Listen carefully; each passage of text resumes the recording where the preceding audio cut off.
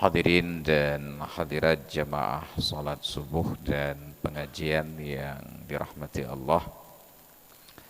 Alhamdulillah pada pagi hari ini kembali dapat kita bertemu dan bersilaturahmi sambil menanti terbitnya matahari sebelum kita menunaikan salat sunnat syuruk bagi yang ingin menunaikannya. Kita isi waktu dengan kegiatan pengajian, membuka wawasan terkait pemahaman-pemahaman di dalam kehidupan beragama, bukan untuk menyatakan bahwa pendapat ini adalah yang paling benar, tapi agar kita paham bahwa ada pendapat-pendapat yang demikian rupa di dalam kita praktekkan syariat ini. Yang pertama, kita kembali kepada prinsip dasar kehidupan di dalam Islam, bahwa Islam itu mewajibkan, bukan mengharuskan, mewajibkan pada setiap tingkatan kehidupan adanya kepemimpinan, ar-riasah, al-imamah, al-khilafah, atau apalah istilah yang kita pakai, yang intinya disebut dengan kepemimpinan. Ar-riasah di negara-negara republik, pemimpin negaranya disebut presiden. Presiden itu dalam bahasa Arab disebut ar-rais. Secara aturan Islam, Nabi hanya menyebutkan kata imam, tidak disebutkan kata khilafah. Tetapi di dalam hadis-hadis Nabi juga terdapat sebutan tentang khilafah ketika beliau menyatakan wa may ya'ish minkum min ba'di fasayara ikhtilafan katsira. Barang siapa yang hidup di antara kalian setelah aku meninggal dunia, pasti dia akan melihat ikhtilafan katsira, perbedaan yang sangat banyak, khilafiyah yang sangat banyak. Dalam kondisi tersebut Nabi berikan petunjuk, fa'alaikum bisunnati, maka kewajiban atas kalian untuk mengikuti sunnahku, wa sunnati khulafair rasyidin al-mahdiyyin min ba'di, dan juga mengikuti sunnah khulafaur rasyidin, khalifah-khalifah yang terpetunjuk setelahku.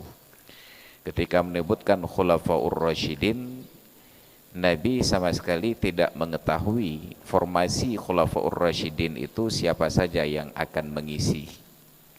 Nabi tidak mengetahui bahwa akan terpilih Abu Bakar sebagai pengganti beliau. Nabi tidak pula tahu akan terpilih Umar, bukan terpilih, akan ada Sayyidina Umar setelah Abu Bakar, demikian pula Utsman dan Ali. Karena tidak ada penunjukan dari Rasulullah untuk siapa yang akan menjadi pemimpin. Beliau hanya memberikan keterangan khulafah. Khulafa bentuk jamak dari khalifatun. Khalifatun secara bahasa tidak pernah berarti pemimpin. Khalifatun secara bahasa artinya adalah pengganti.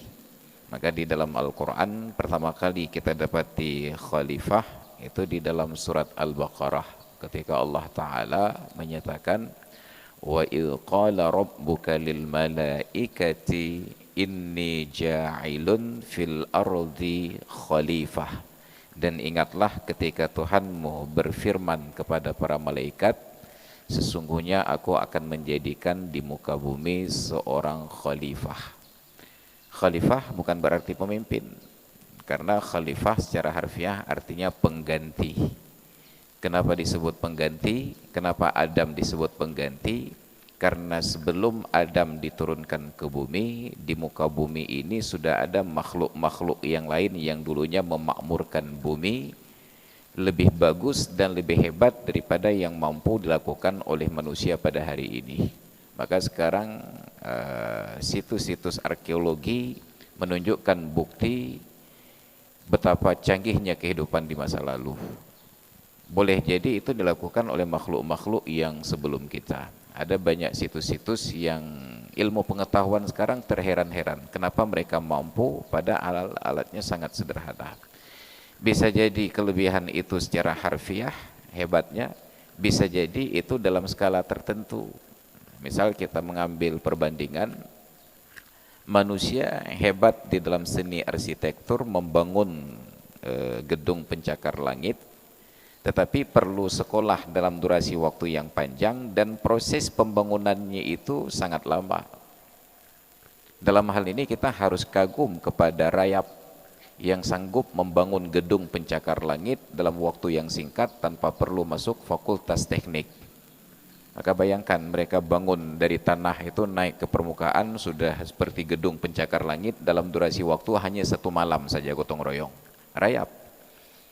Jangan diukur dengan ketinggian manusia, tapi diukur dalam ukuran rayap. Kalau disusun rayap itu berapa ekor rayap bisa mencapai ketinggian tersebut. Kalau kita berbicara teknik, manusia sekarang membuat seni bangunan yang oleh binatang-binatang tertentu itu menjadi standar biasa saja, heksagonal berbentuk sarang lebah. Bayangkan manusia mampu buat bangunan seperti sarang lebah, bangganya luar biasa.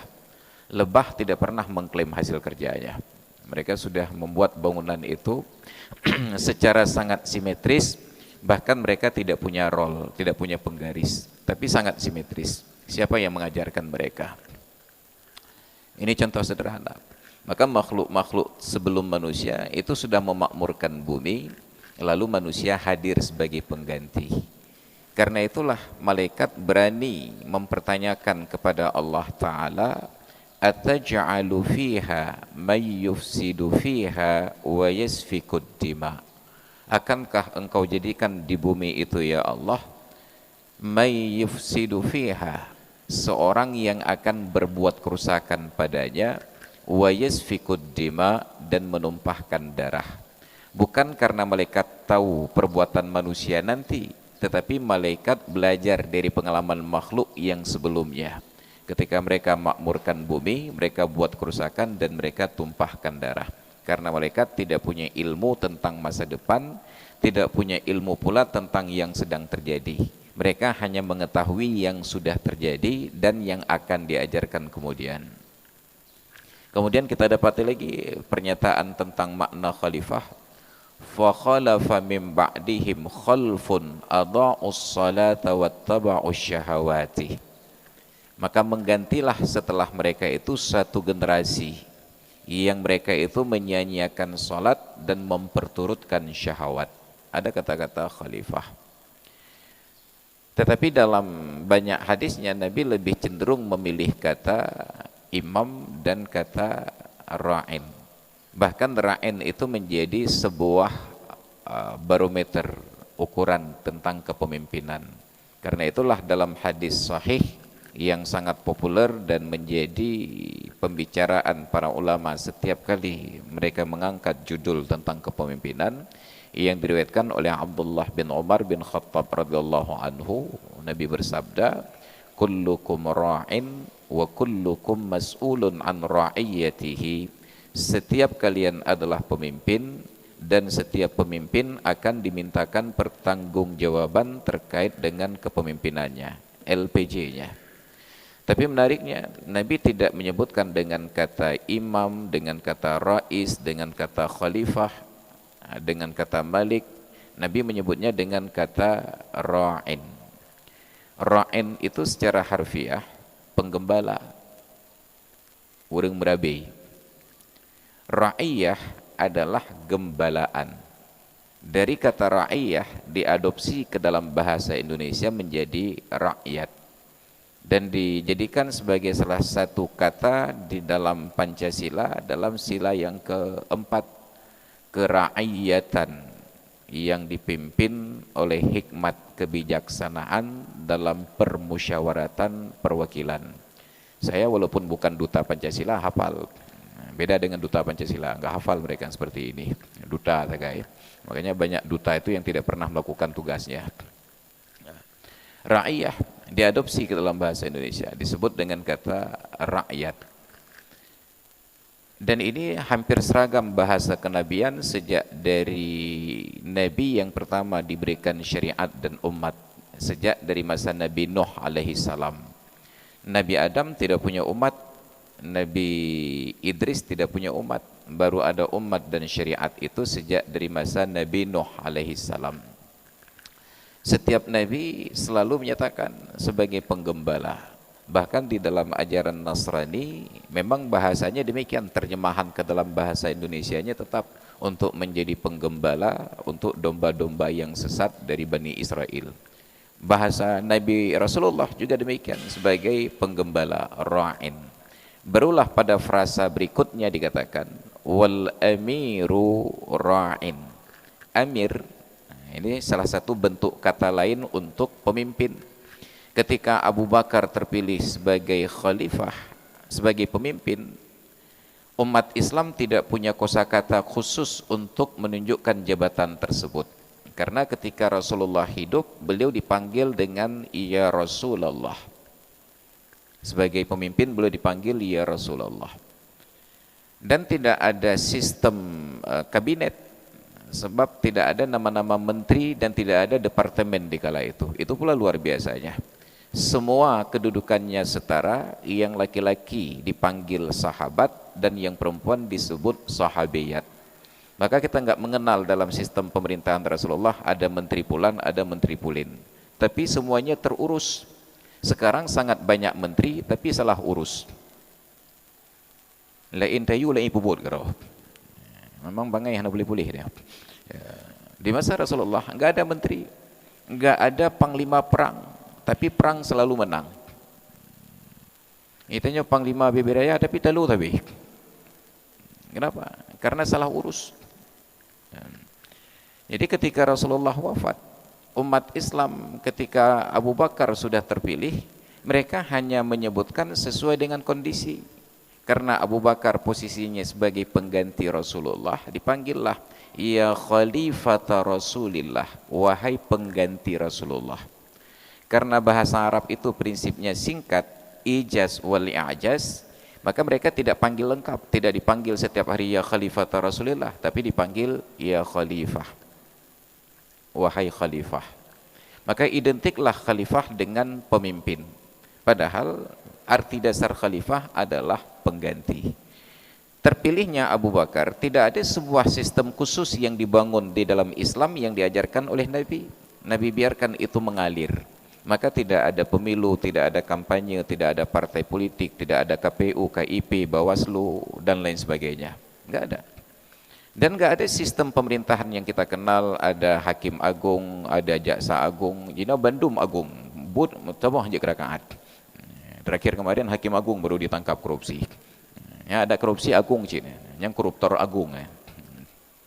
Mungkin perlu diwacanakan oleh wartawan disebut sebagai koruptor agung, karena ketika menjabat jabatannya adalah hakim agung.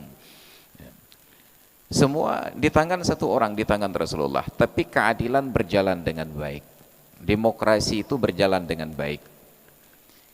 Terpilihlah Abu Bakar secara insidentil. Beliau tidak berniat menjadi pemimpin. Beliau hanya naik ke atas panggung untuk mendamaikan antara Muhajirin dan Ansar yang saling klaim.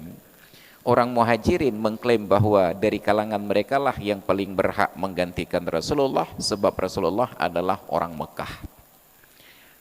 Ansar, orang Madinah mengklaim mereka lah yang paling berhak menjadi khalifah karena Madinah adalah negeri mereka. Kalau bahasa kerennya, kamu atsolhu. Kamu atsolhu. Ya. Apa yang terjadi? Abu Bakar tampil ke atas panggung untuk meredakan kondisi yang semakin memanas, hampir saja terjadi pecah perang saudara antara Muhajirin dan Ansar. Naik Abu Bakar, lalu beliau promosikan Sayyidina Umar. Siapa di antara kalian yang merasa lebih berhak untuk menjadi khalifah dibandingkan Umar? Karena dialah Islam ini bisa tegak, karena beliaulah Islam ini bisa sampai ke Madinah. Maka ketika Umar diundang naik ke atas panggung, langsung Sayyidina Umar membaiat Abu Bakar menjadi khalifah. Naik Sayyidina Utsman. Ali tidak ada, karena Ali sedang mendampingi istrinya yang sedang berduka cita karena ayahnya meninggal dunia. Diangkat isu ini oleh orang Syiah bahwa Ali tidak setuju Abu Bakar untuk menjadi khalifah. Nyandung bro akai wa Syiah. Diangkat isu itu. Maka terpilihlah Abu Bakar secara aklamasi. Mulailah Abu Bakar memerintah. Tapi luar biasanya, sampai Abu Bakar terpilih, Rasulullah yang wafat itu seolah-olah terabaikan. Jenazah beliau itu ditinggalkan di rumah, tidak ada yang mandikan, tidak ada yang kafankan, tidak ada yang sholatkan, tidak ada yang kuburkan. 3 hari, meninggal hari Senin, baru dilakukan prosesi pada hari Rabu. Senin, Selasa, Rabu, 3 hari terbiarkan. Padahal sosok itulah yang semasa hidupnya menyatakan orang meninggal perlu segera dikuburkan, tapi jenazah beliau dibiarkan 3 hari. Kenapa? Padahal yang hidup di zaman itu ubo-ubo para ulama, para sahabat. Kenapa? Diberikan 3 jawaban oleh para ulama. Kenapa Rasulullah terlambat penguburan? Alasan yang pertama, untuk memberikan waktu selapang-lapangnya kepada umat Islam untuk hadir dan melaksanakan sholat jenazah, penghormatan terakhir untuk Rasulullah. Dan mereka datang dari penjuru yang jauh, sedangkan moda transportasi sangat terbatas. Hanya ada keledai, ada unta, dan ada kuda.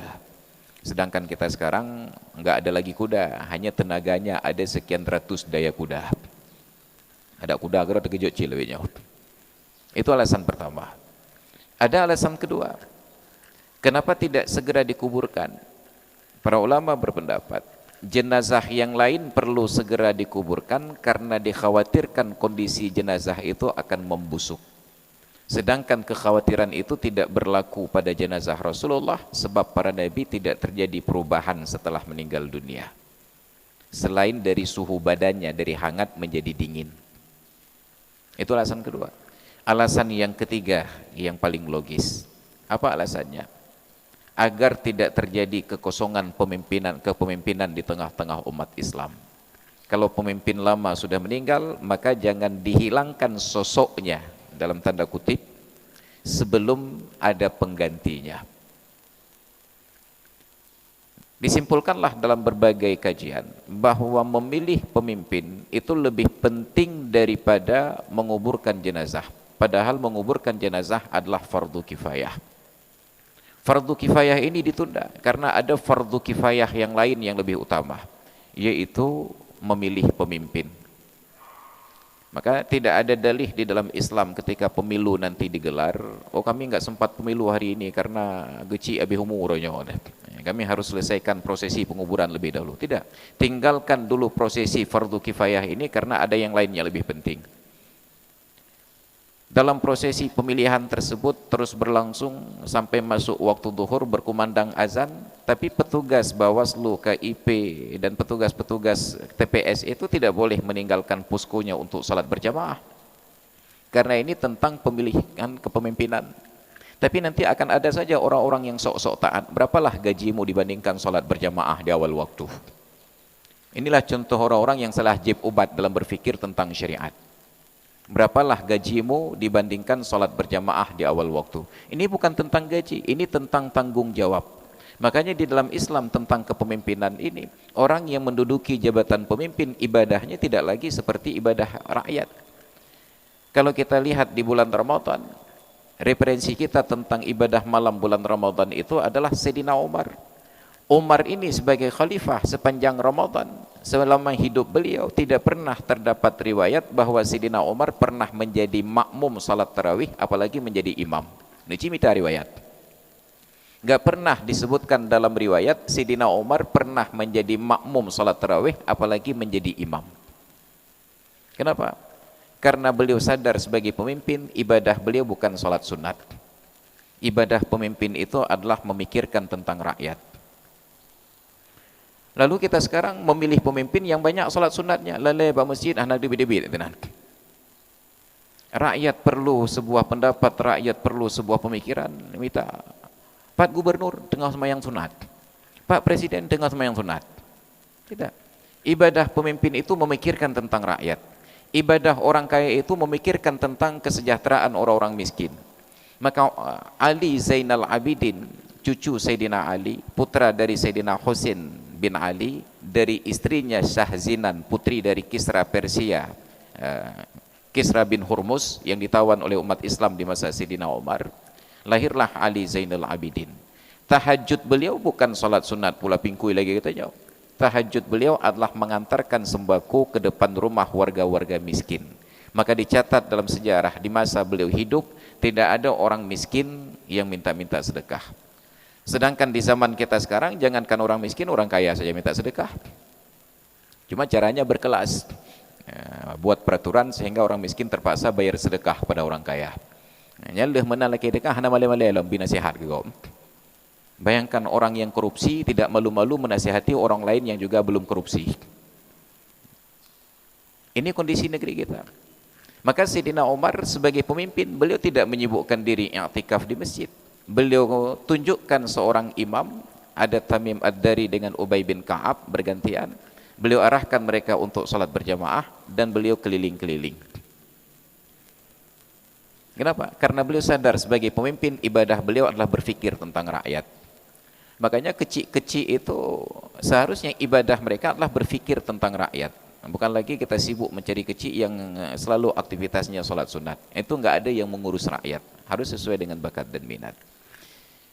Ketika Abu Bakar menjelang ajal, beliau tidak inginkan lagi umat Islam ini terpolarisasi antara Ansar dan Muhajirin seperti dulu ketika Rasulullah wafat. Maka mengantisipasi terjadinya kasus tersebut, Sayyidina Abu Bakar Siddiq radhiyallahu anhu berinisiatif untuk menuliskan surat wasiat yang apabila beliau wafat, pengganti beliau adalah Sayyidina Umar. Maka Umar tidak mengajukan diri dalam sebuah kampanye, tidak dicalonkan oleh partai politik, tidak dipilih oleh umat, tetapi beliau menjalankan wasiat Abu Bakar. Maka di hari ketika Umar menjelang wafat, ketika 6 orang pimpinan fraksi umat Islam, saya nggak tahu partai apa saja waktu itu, 6 orang pimpinan fraksi umat Islam, ada Utsman bin Affan, Ali bin Abi Thalib, Talhah bin Ubaidillah, Zubair bin Awam, Abdurrahman bin Auf, dan putra Sayyidina Umar, Abdullah bin Umar bin Khattab hadir, dan mereka minta kepada Sayyidina Umar agar melanjutkan tradisi Abu Bakar. Tolong tuliskan surat wasiat agar kami melantik putra anda Abdullah bin Umar menjadi khalifah setelah anda wafat. Apa jawaban Sayyidina Umar? Beliau dari posisi sakit terbaring lemah menjadi kuat untuk duduk hanya untuk menjawab permohonan ini. Apa kata beliau? Ma qabiltul khilafata illa kama yaqbalul muttarru aklal maitah. Saya tidak terima jabatan khalifah ini kecuali seperti kondisi seorang dalam keadaan darurat terpaksa makan bangkai. Wa ma qabiltul khilafata illa kama yaqbalul wasiyyu akla malil yatim. Saya tidak terima jabatan khalifah ini kecuali seperti seorang yang terima wasiat untuk menjaga harta anak yatim dan terpaksa memakannya. Orang yang jaga harta anak yatim diizinkan untuk makan, tapi bil ma'ruf, makan seala kadar sebatas usaha. Harta anak yatim ini wajib diinvestasikan agar tidak habis termakan oleh zakat 2,5% setiap tahun. Tapi apabila instrumen investasinya keliru dan bisnis itu rugi, kerugian tersebut wajib diganti. Keuntungan tidak boleh diambil, tapi kerugian wajib diganti. Kapan kita dapati ada orang jaga harta anak yatim seperti ini? Dan jadinya kalau melembung kupiah harta anak yatim, ini yang terjadi. Ini Sayyidina Umar. Maka beliau katakan bahwa kepemimpinan beliau itu seperti wasiat. Karena bukan seperti wasiat, memang wasiat dari Abu Bakar.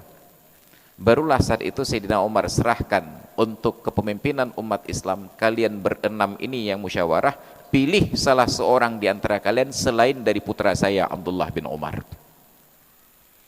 Maka terpilihlah Sayyidina Utsman. Maka itu sistem yang dipakai selama Orde Baru.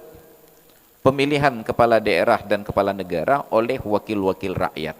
Jadi kalaupun harus terjadi sogok menyogok dan korupsi, cukup satu gedung dewan saja, terhitung dan terbatas.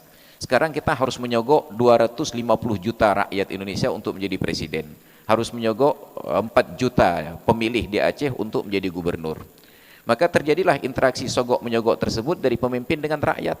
Dalam kondisi demikian kita berharap ada pemimpin yang sangat jujur.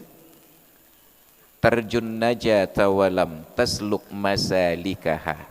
Engkau berharap sukses tapi lika-likunya tidak engkau tempuh. Inna safinata lam tajri 'alal yabisi. Kapal tidak akan mengalir, tidak akan berjalan di atas tempat yang kering, mesti di dalam air. Kita rakyat hanya menuduh pemimpin korupsi, tapi kita tidak pernah menuduh diri kita korupsi saat memilih pemimpin tersebut. Atain aja ajo ija krung te oncok jo pilih ran. Serangan Fajar itu sangat paham kita. Padahal serangan Fajar dulu hanya untuk mengusir Belanda saja, 1 Maret. Tapi sekarang terjadi. Nauzubillah. Inilah sistem yang sangat rusak yang terjadi sekarang. Maka Nabi katakan kullukum ra'in, setiap kalian adalah penggembala. Nabi angkat pamor penggembala. Kenapa? Penggembala itu adalah orang yang paling bertanggung jawab. Mereka tinggalkan kesenangan dan kenyamanan di rumah hanya untuk hidup di padang pasir untuk para penggembala di Arab, untuk hidup di padang rumput untuk penggembala di negeri-negeri yang makmur. Tidak hidup di kota. Mereka naik kuda, mereka bermalam di tengah-tengah tempat yang terbuka untuk mengawasi agar gembalaannya itu tidak dimangsa oleh binatang buas. Mereka patroli. Itu kepemimpinan yang muncul dari hati nurani, tanggung jawab untuk menjaga rakyat dan gembalaannya agar tidak dimangsa. Tapi kita hidup di negeri yang penggembala dengar ke dalam istana, kita selalu dimangsa. Tidak ada usaha untuk mencerdaskan gembalaannya itu agar selamat dari mangsa. Bayangkan hari ini, negeri kita ini diserang dari berbagai sisi dan kita menjadi donaturnya. Hari ini kita berbangga-bangga dengan harga properti yang tinggi di Banda Aceh, harga tanah yang tinggi di Banda Aceh. Lalu kita juallah kepada penawar yang tertinggi, dan tawaran tertinggi datang dari orang-orang yang bukan pribumi. Berapapun harga tanah mereka beli, rusak pasaran tanah di Banda Aceh dan di Ulai Karing. Urang Ulai Karing hai igbeloli tanah di Ulai Karing. Jual tanah Ulai Karing, geser ke Aceh Besar. Kurung Barunajaya. Hai igbeloli tanah tinan, geser ke Diolatu. Negelung cok keung rek ke dia. Nanti kalau naik harga tanah cok keung, saya jual tanah cok keung, saya pindah ke di Ulam Tuba. Siapa yang beli tanah dengan harga tinggi? Orang-orang yang bukan pribumi. Kenapa sanggup mereka beli? Karena kita kasih uang ke mereka. Coba tanyakan, pengusaha-pengusaha di Aceh Pak ke Bahpeng. Apakah di BRI, apakah di BSI, apakah di Bank Indonesia, ataukah di Bank Asia? Tak ke Bahpeng dia tenan. Umpamanya bapak-bapak, saya buka bank, lalu bapak-bapak simpan uang di bank saya. Berkumpullah uang itu sekian ratus miliar, sekian triliun. Lalu saya datangi bapak-bapak, nata noh waran. Oh napa? Padum semete 1 juta. Loan blow 2 juta semete. Bayangkan tanah Anda dibeli dengan uang Anda sendiri dan Anda bangga adat. Mahai dai blow tanah ke wah. Padahal ngompeng ro di blow. Maka andai kata kesadaran tentang kepemilikan tanah properti ini tidak ditumbuhkan, pelan-pelan kita akan terusir dari tanah sendiri. Maka hari ini banyak orang-orang di Aceh yang kaya bukan karena keterampilan, kaya hanya karena menjual warisan. Karena harga properti tinggi, bak bineh jalan, pegat borong, pegat toko, setengah untuk developer, setengah untuk pemilik. Kita berbangga bahwa sudah berdiri gedung, tapi kita lupa bahwa tanah kita setengah sudah hilang. Okelah kalau bangunannya bisa bertahan lama. Bagaimana bila terjadi gempa rusak bangunan tersebut, tanah kita tinggal setengah. Hari ini betapa kita berfikir tentang hal-hal yang tidak penting. Ketika kemarin Persiraja tersebut dalam kisruh pergantian, itu semua orang Aceh berfikir tentang Persiraja, mulai dari rakyat sampai ke Debat Raja. Cang-cang menyohanali Persiraja ke kiamat Aceh. Andai kata semua orang Aceh berfikir tentang syariat seperti mereka berfikir tentang Persiraja, keberatan kehebat syariatnya. Tapi ke syariat melimong hana topik. Jabatan BB Raya, syariat melimong hana perumut. Hari ini kita berfikir tentang beli investasi pulan, beli lahan sawit di tempat pulan. Tapi tidak adakah seorang yang berfikir lahan sawit untuk menyelamatkan akidah orang Aceh? Itu di perbatasan Aceh, di Singkil, pelan-pelan lahan sawit itu dibeli oleh orang-orang non-muslim, lalu dimasukkan oleh orang non-muslim lain untuk tinggal di sana. Dibangun gereja. Dan tidak ada yang mencerdaskan kecil-kecil di perbatasan tersebut tentang identitas kedaerahan. Asal ada orang dari luar Aceh, dari Sumatera Utara, mau ambil KTP Aceh, hijau peng 5 juta, dibeli juga KTP. Kita merasa untung dapat uang 5 juta hanya karena satu lembar KTP. Tapi kita lupa bahwa dalam KTP Aceh tersebut ada nilai materi dari APBA. Kalau dia sakit, dengan KTP Aceh dia berobat gratis. Mungkin penyakitnya patah tulang, harus masuk ruang ortopedi, sambung pakai pen 15 juta, 20 juta, 50 juta, dengan modal hanya beli KTP 5 juta. Kenapa tidak ada pengusaha Aceh yang berpikir untuk menyelamatkan akidah dan daerah? Udahlah, kita investasi, beli lahan sawit di perbatasan dulu untuk menjaga batas wilayah. Nah, yang demikian, ya. Mereka hanya berpikir untuk kemaslahatan sendiri saja. Tidak ada satu orang pun orang kaya di Aceh ini yang berpikir tentang menyelamatkan akidah dan tanah orang Aceh. Yang ada hanya menggugat saja. Padahal ada langkah-langkah strategis yang kita lakukan. Datang ke perbatasan, beli batas-batas wilayah tersebut, lahan-lahan sawitnya. Jaga, jangan ada orang luar yang beli tanah Aceh. Maka itu yang selalu saya ulang. Andai kata penjajah Belanda tahu bahwa sekarang kita jual tanah, mereka tidak akan datang membawa pasukan perang. Mereka akan datang bawa pasukan dagang dengan uang beli tanah. Dan dengan darah dan nyawa dipertahankan tanah itu oleh nenek moyang kita dulu. Sekarang kita jual saja karena harganya tinggi. Tanah kita ganti dengan uang. Uang setiap tahun bisa diproduksi, apalagi uang Indonesia. Tiap tahun keluar emisi baru. Ada hana perlai pegat cetak lain. Mereka rakyat peng jena kau buat peng. Tapi tanah tidak pernah dicetak lagi kecuali di Singapura. Maka Singapura yang dulu sempit sekarang semakin luas. Kenapa? Karena ada orang Indonesia yang jual tanah. Maka pulau-pulau kecil di sekitar Riau itu dijual oleh suatu pulau, oleh suatu mekatnya. Dibeli oleh pengusaha-pengusaha dari Singapura untuk reklamasi. Tanah mereka semakin luas, pulau mereka semakin luas, sedangkan Indonesia semakin tenggelam. Nyantip uro tapagah cinta tanah air. Apa yang jangan pernah tanyakan apa yang negara berikan kepadamu, tapi pertanyakanlah apa yang telah engkau berikan kepada negara. Celakanya yang berbicara seperti itu selalu orang yang menjual negara. Itanya doktrin menantabi, tapi awalnya ibu belau yang nggero. Nauzubillah. Maka hari ini kita menciptakan masalah sendiri, lalu sibuk berpikir solusi yang tidak ada titik temunya. Nauzubillah. Negeri ini sudah 77 tahun merdeka, tetapi kurikulumnya baru kemarin merdeka. Ini bikin orang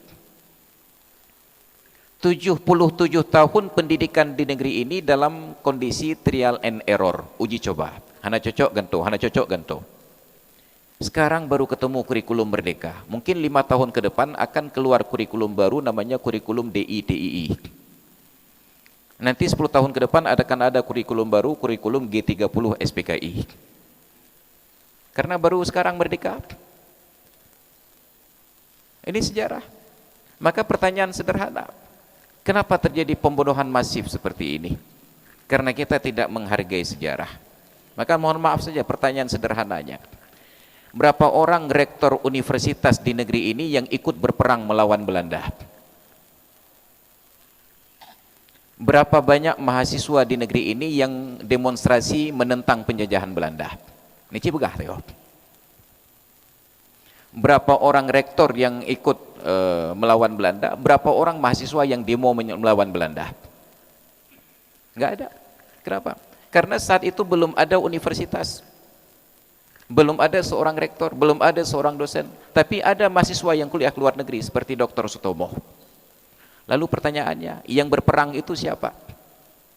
Orang-orang yang dididik di lembaga pendidikan tradisional dari pesantren. Tapi pesantren yang ikut memerdekakan negeri ini dipandang sebelah mata menjadi anak tiri di negeri sendiri.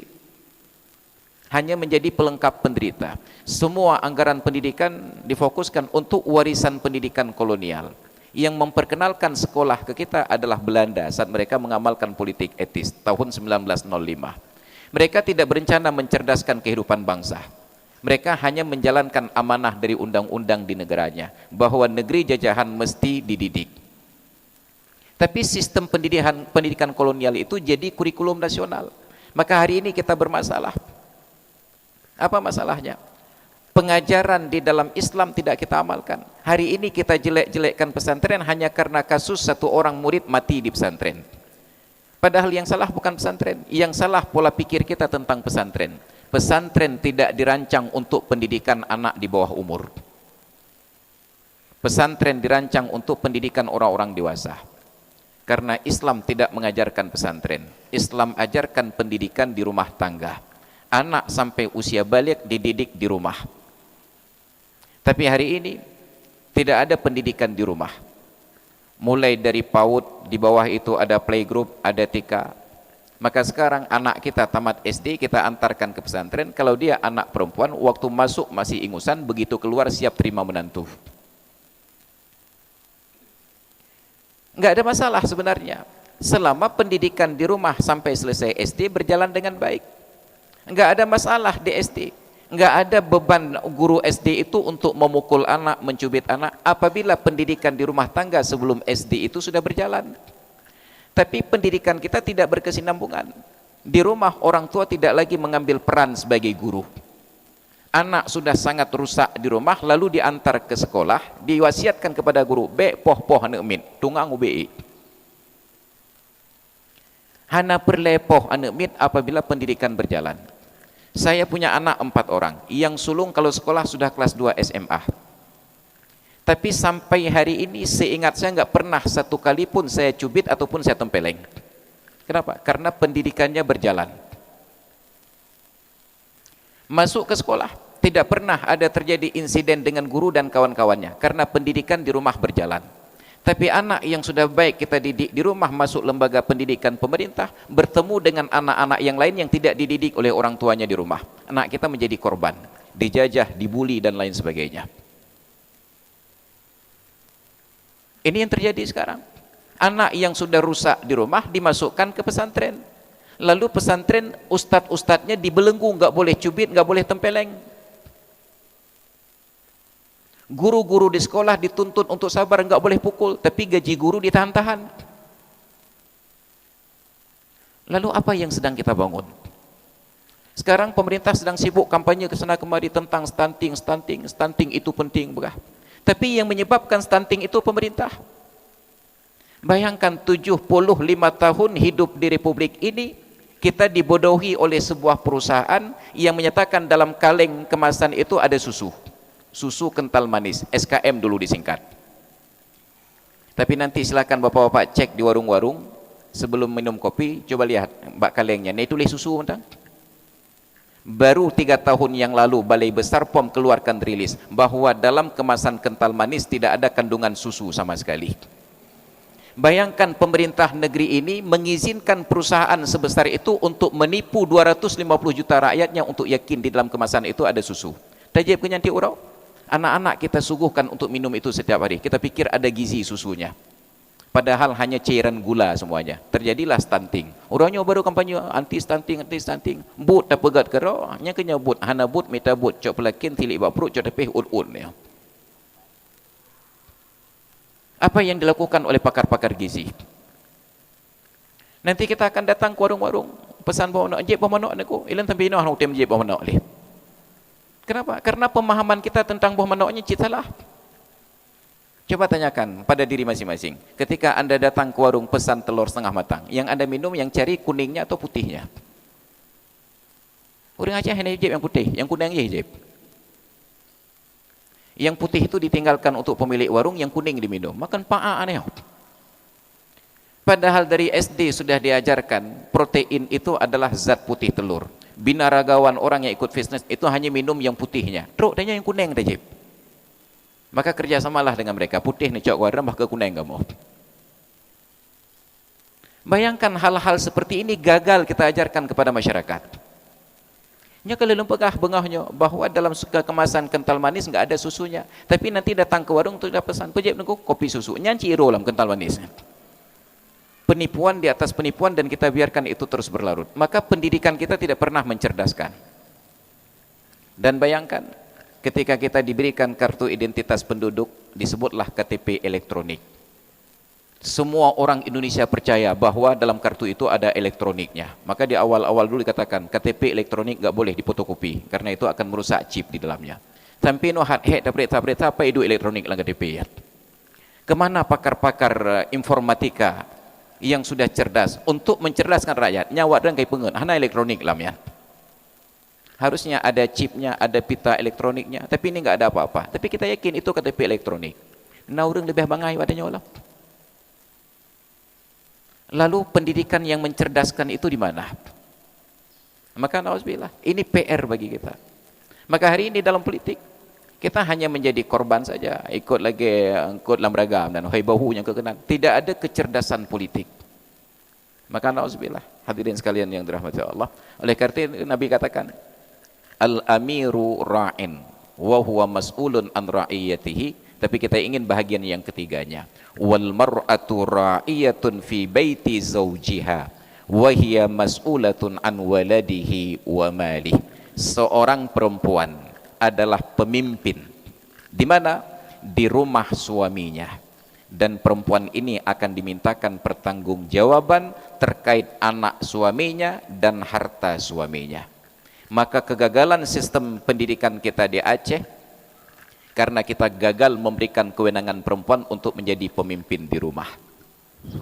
Bagaimana mereka akan menjadi pemimpin kalau rumahnya saja nggak ada? Kenapa nggak ada rumah? Karena perkawinan di Aceh secara adat mengharuskan pengantin baru tinggal di komplek PMI minimal setahun. Perumahan mertua indah. Tinggai sajan tuan. Maka tidak ada kebahagiaan yang dibangun dari pondasi awal.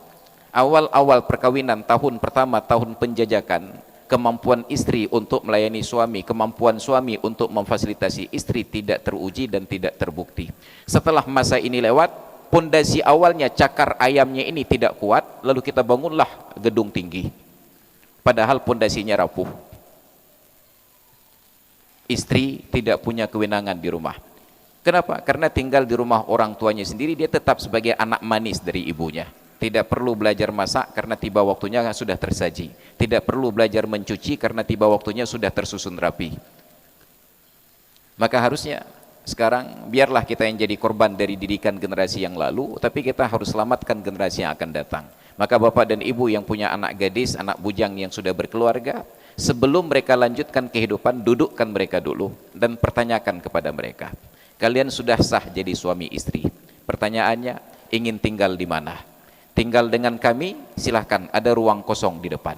Atau ingin tinggal terpisah, kami bantu biaya salah kadar. Jangan paksa tinggal bersama dan jangan usir dari keluarga. Tergantung pilihan mereka. Agar kelak kalau mereka tidak berbahagia, tidak bisa menyalahkan orang tuanya.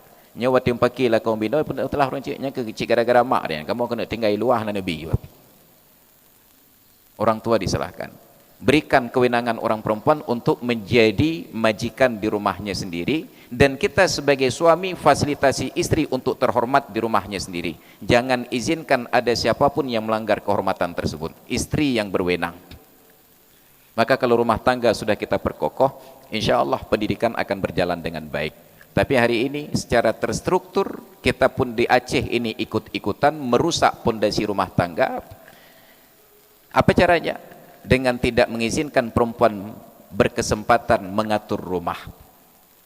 Kita tidak ingin berdebat tentang orang perempuan boleh kerja atau tidak boleh kerja. Tapi kita hanya ingin agar orang perempuan punya peran dominan di rumah. Kalaupun mereka harus bekerja, maka bukalah ruang kerja tersebut yang ada ruang untuk pulang ke rumah. Pertanyaan mendasar yang selalu saya ulang-ulang. Apa urgensinya di Aceh yang sesantai ini, punya waktu lapang nongkrong di warung kopi, harus bekerja dari jam 8 pagi sampai jam 5 sore. Dari hari Senin sampai hari Jumat. Kenapa tidak bekerja 6 hari dalam sepekan sampai Sabtu, jam 2 pulang? Ini kerja dari pagi sampai petang. Bu bengah hantai mai pejuh bu, cad uro cikabakan tu, suami makan siang di kantor, istri makan siang di kantor. Suami makan siang dengan istri orang lain, istri makan siang dengan suami orang lain. Anak makan siang dengan anak orang lain. Sore pulang ke rumah, maka rumah di Aceh jadi hotel. Sore check in, pagi check out. 4 kenikmatan gitu ya. Nyan hana so fikir mesti raw. Makanya ke depan pilih saya, hanya gerakan ya. Hai fikir data benar. Kembalikan mekanisme kerja 6 hari dalam sepekan. Lalu kalau bisa ditambahkan untuk orang perempuan diberikan jam kerja yang sesuai. Masuk kantor telat 1 jam daripada laki-laki dan pulang kantor lebih cepat 1 jam daripada laki-laki. Untuk apa? Agar keharmonisan rumah tangga itu terbina. Kenapa perlu terlambat masuk kantor? Agar sempat melepaskan suaminya berangkat. Kenapa pulang lebih cepat? Agar sempat menyambut suami yang pulang dari kerja. Kasihan saya melihat para suami yang bekerja sekarang ini. Nasibnya tidak beda dengan Jai Langkung. Datang tak diundang, pulang tak diantar. Ja anak tu entar, wah anak tu preh. Mampu udip lagi anak, lagi robot. Kemudian yang ketiga, sesuai dengan aturan syariat di negeri ini, kalau ada istri-istri yang pegawai swasta ataupun negeri, suaminya meninggal dunia, berikan hak untuk masa iddah 4 bulan 10 hari. Karena dalam masa iddah, orang perempuan tidak boleh pakai perhiasan, orang perempuan tidak boleh berdandan, orang perempuan tidak boleh pakai wangi-wangian. Tapi tidak ada yang memikirkan tentang iddah orang perempuan yang meninggal suami, maka tidak ada cuti meninggal suami, yang ada cuti melahirkan. Padahal orang perempuan melahirkan tidak ada masalah apa-apa dalam syariat, boleh langsung masuk kerja. Tapi orang perempuan yang meninggal suami bukan tidak boleh kerja, hanya tidak boleh melakukan 3 perkara tadi: berdandan, pakai perhiasan, pakai wangi-wangian. Nuci tanyong naurinang kerjakan tu yang hanya pakai lehboh ya. Tapi tidak ada yang berfikir demikian. Itu ketengku dengan MPU cakap dengar ke? Harusnya kan kesarankannya, suarakan kepada pemerintah, kepada DPR, tolong dirumuskan kanun ini agar tidak ada pelanggaran syariat di Aceh. Kakak berat begah nanti begah hanya mengajar ketua MPU. Ya, maka hadirin dan hadirat sekalian yang dirahmati Allah, inilah provokasi kita untuk pagi hari ini. Mudah-mudahan bisa menghangatkan suhu yang sedang dingin. Jilahap nih bacun. Dan mudah-mudahan yang punya akses kepada anggota-anggota dewan, cobalah tawarkan kepada mereka, beki penhan, menyahan kawehkah bakuduk ke, supaya negeri ini ada perubahan sedikit, jangan monoton, jangan stagnan, supaya kita ada kemajuan dan peradaban itu akan dikenang kembali, bahwa Acehnya Bumau Aulia Nanggro Telebeh ada hurung dunia, bukan hanya slogan, tapi benar-benar dibuktikan dan dipraktekkan, dan itu dimulai dengan memperbaiki pendidikan, dan itu dimulai dari pendidikan dasar di rumah tangga. Mudah-mudahan menjadi pengingat untuk saya pribadi dan kita semuanya. Terima kasih atas perhatian, mohon maaf atas segala kekurangan. Hadanallahu wa iyyakum ajma'in. Assalamualaikum warahmatullahi wabarakatuh.